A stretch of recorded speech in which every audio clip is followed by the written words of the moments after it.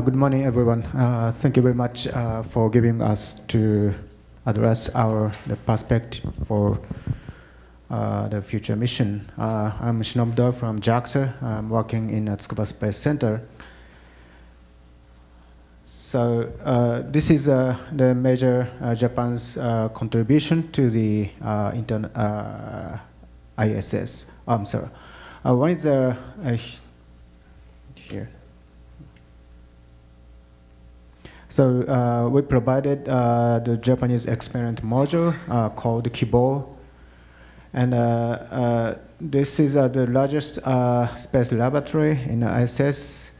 And also we provided the outer space experiment platform, and also we have a robotic arm, and there is the Airlock here, and also the storage area on the top of the module.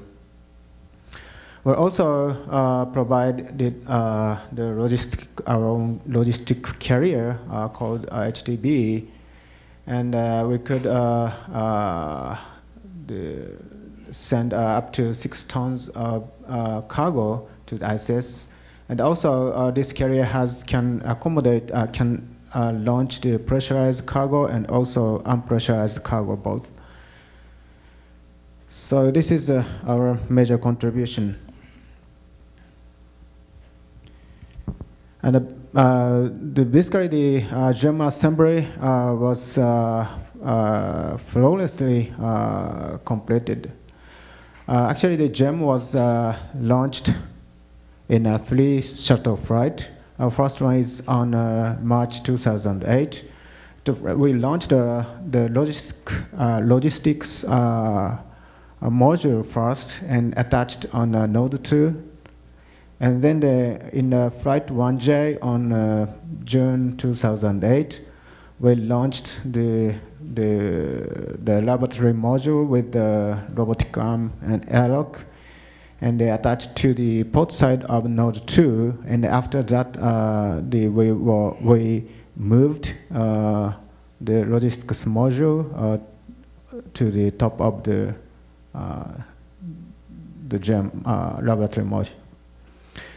And this is a third flight, and basically in this flight, the JEM basic configuration was completed. And this mission was actually the complicated mission. Actually, in this mission, we attached the exposure facility to the JEM, and then attached the 3 payloads on the expert facility. And in this mission, actually, one day before the launch, one of 2 main computers of the JEM was downed due to the hard disk error. And at this moment, actually, the NASA and the JAXA quickly made a decision to replace the hard disk. Not to pursue do the troubleshooting of the failure. And NASA also gave us a chance to add a crew time to R&R of the hard disk. So the JEM was very quickly recovered before the flight. So that was a very impressive moment for us. And this is almost a current configuration. In the flight HDB1, September 2009, actually we add 2 payload here and actually here. And now 5 payloads is attached in the exposed facility.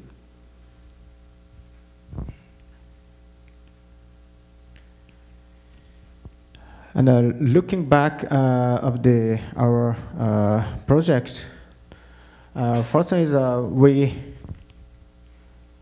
gained the development skills, actually the experiment module, and also the unmanned logistics transporters. And also we gained integration skills project management, systems engineering, and the integration and the safety assurance for manned system. Actually, based on NASA's great leadership. And also, we have own the authority to operation and control our module from the Tsukuba here.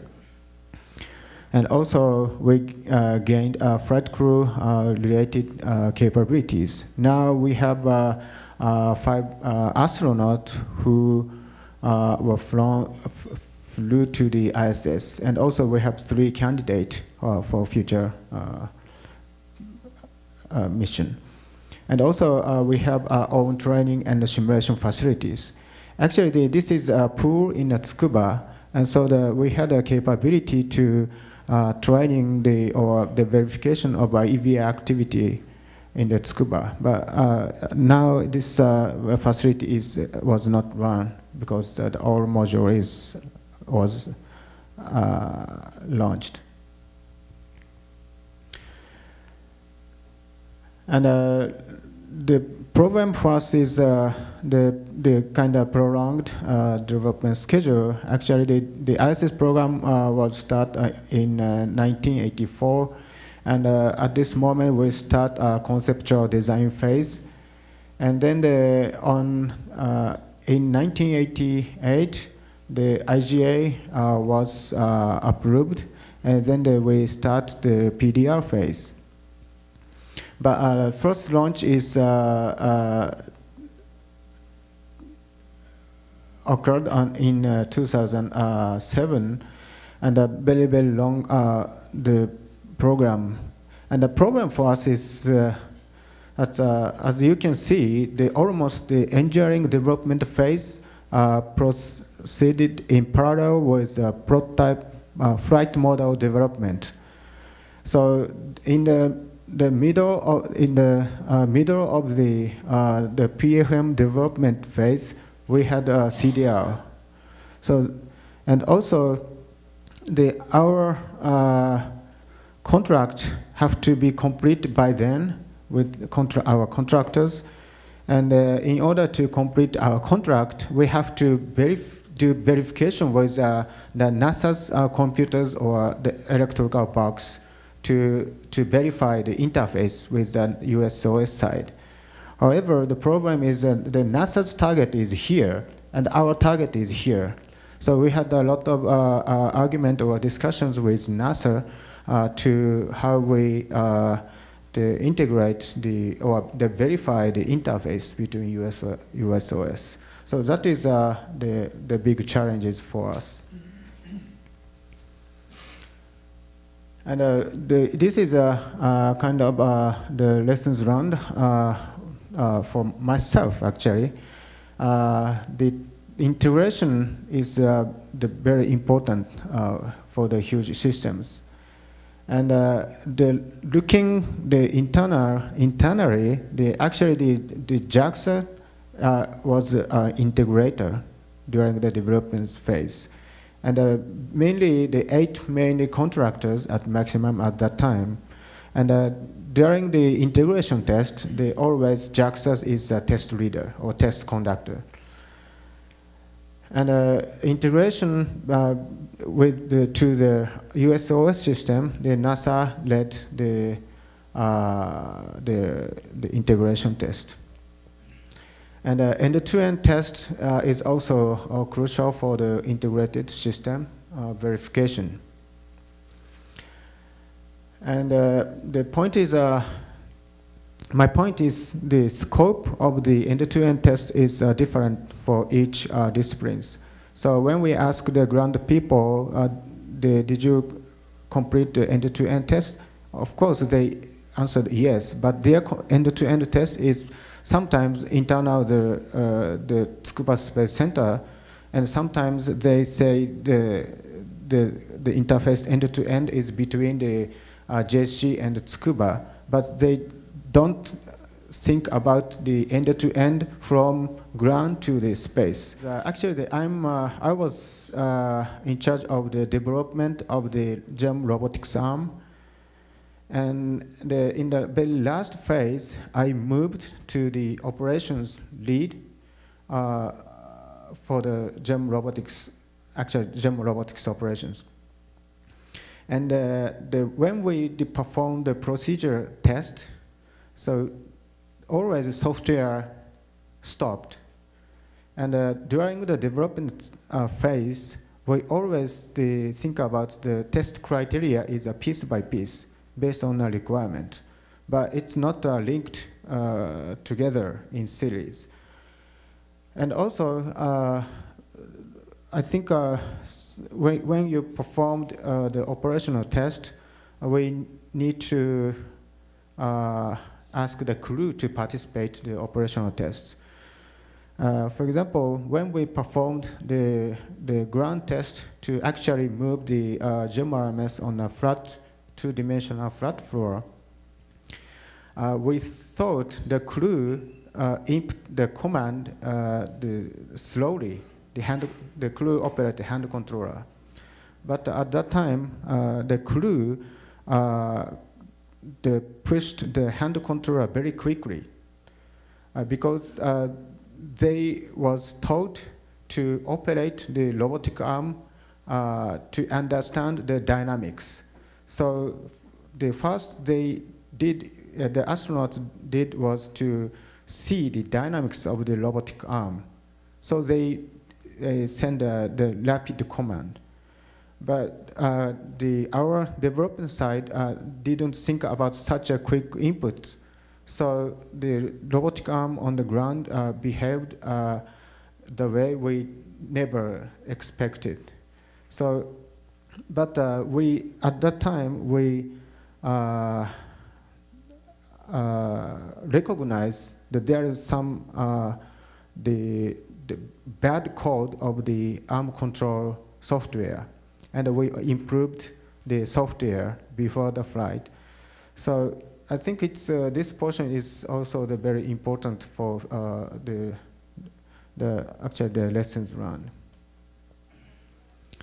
And also, again, in order to compensate the gap of the development schedule, we adopted the stepwise test for the risk mitigation. So we did NASA and JAXA joint test for EPS, CNDH in actually the 4 steps. And also, before we shipped our module to the KC, we did end-to-end test in Japan. This is a layout of the test configuration. And actually, we tried to lay out our module as same as onboard configuration. So the JEM main module is here, and the logics module here. And we attached the main arm on the ground. And this is exposed facilities, and this is exposed carrier. And we did end-to-end test, including the ground system and also the payloads. And after that, we bring our module, and then we did integration test with the Node 2 NASA side.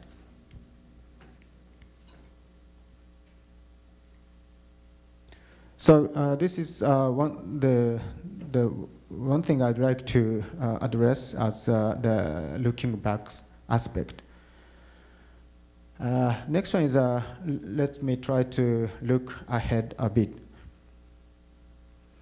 So now JEM is operated very smoothly, and now we are thinking about the maximizing the use of JEM and HTB, and also use the JEM as a test bed for the future space exploration.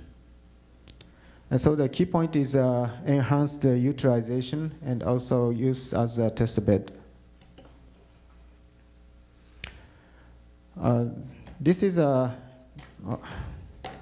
picture of the export facility. Now our 5 payload is attached. And the problem, not problem, but how to say, yeah, actually, in order to perform some experiment here, it's usually that payload is about 500 kilogram, and opportunity to launch this payload is basically months a year when you use the HTB. So for the researchers' perspective, it's costs a lot and less opportunities. So we think we have to think about to enhance our facility. And one of JEM uniqueness is we have the airlock on the port side here. And we have inner hatch and the outer hatch and extended table to the inside and outside. So we can bring out the experiment equipment as a pressurized cargo. So you put your experiment equipment in the bag and launch as a pressurized cargo, unpack inside the JEM, and bring it out to the outer space. So now the great point of this idea is you can launch your equipment in the bag, so the launch environment is much less than the kind of hard mount the equipment. Yeah. So the one configuration is now we are focus on this portion is we are going to deploy the small satellite, like cubic size satellite from the JEM. And also we perform as the long duration expose mission on the tip of the JEM RMS. And also now we are developing some attachment mechanism to the handhold, which is EVA Aid 2. So all the missions will be performed robotically, no EVA required. So that is one we are now going to pursue.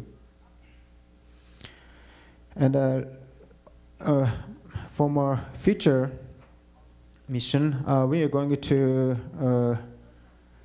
have a return capsule, and we are now trading off the two options. One is here and 300 kilogram cargo return, and 1.6 tons cargo returns. Actually, not necessarily we don't have to bring back of the 300 kilogram cargo to the Earth at this moment, but now we are thinking about for future capability of the manned returning capability. So as a starting point, now we are start the trade-off of the cargo return capability.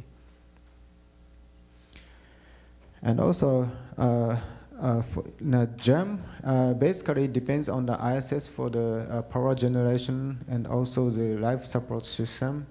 So we also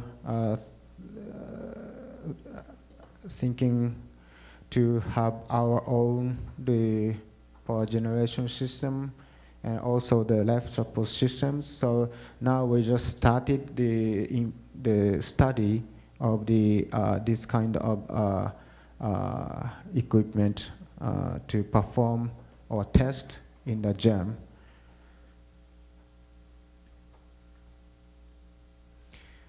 And this is a last slide of my presentation. It's very symbolic ISS operations. Actually, the HTB was launched from the Tanegashima Space Center in Tsukuba. And HTB was approached to the ISS and rendezvous, and Canadian arm captured the HTB and burst to the Node 2, which is a NASA module. And in HTB-1, we had the external carrier to carry the two payloads. And the Canadian arm extracted the the external carrier from the HTB module, and then they hand it over to the JEM RMS, our arm. And we attach this carrier to the exposed facility, and we relocated two payload to the designated port. And one payload is NASA payload. It's Earth observation payload. And one payload is the JAXA's payload. And also, this operation was performed by the 3 astronauts. So Frank DeWinner is the ESA astronaut. And Robert Stark is a CSA astronaut, and Nicole Scott is NASA astronaut. It's our great accomplishment was achieved by the international partnership and collaborations. That is all my presentation. Thank you very much.